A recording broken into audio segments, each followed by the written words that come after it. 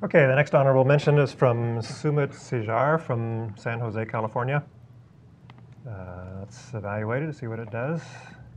It puts up this interface, for graphical exploration, and gives you a number of parameters that you can play with to produce some very interesting patterns. And there's a lot out there to explore. An amazing variety of patterns, and just watching the transitions between them is pretty fascinating. As I'm exploring this, I'm taking advantage of one of the functionalities that some people are not aware of. When you drag a slider, if it's a very sensitive slider, you can hold down the Option key on Mac while you're dragging to increase the sensitivity, and you can make it even more sensitive by holding down Option Shift and slowing things down quite a bit. So this is a pretty straightforward code. This is one of the ones that had such beautiful content that we were intrigued by it. And this is one of the things that I love to do with Mathematica, is take some graphic phenomenon and parameterize it. It's so easy to throw an interface on it using manipulate.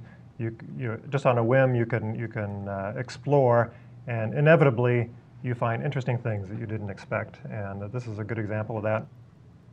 The controls in this case are the plot range of the graphic, which gives us zoom,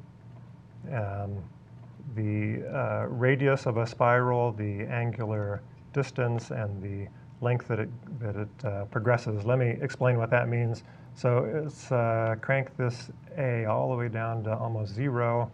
Let's zoom out.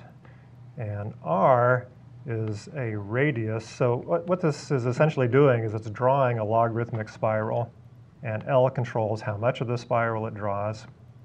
R controls how quickly the radius decreases as you go around the spiral, and A is the increment that it uses the angular increment that it uses when it draws the spiral. So A is what introduces this interesting complexity, and the spiral is drawn as a single polygon here.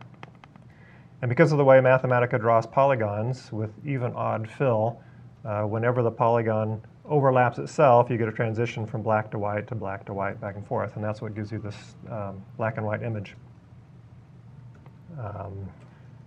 So there you go, graphical exploration with Mathematica.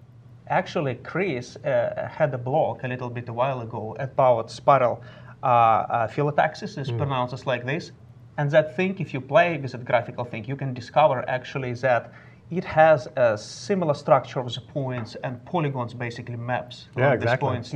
And you can go to Chris' blog, to our Wolfram blog, find it there. It's called How I Made Wine Glasses from Sunflowers. It's a beautiful name for a blog. And you can read about the structures and find out a lot of interesting things. Yeah, I mean, another point I want to mention here is the Chris has a lot of demonstrations in our demonstrations.wolfram.com, which is in association with these, patterns and a lot of nice designs. So, if you're interested in these type of designs, I'm highly, recommending to people to go there and take a look. No, great.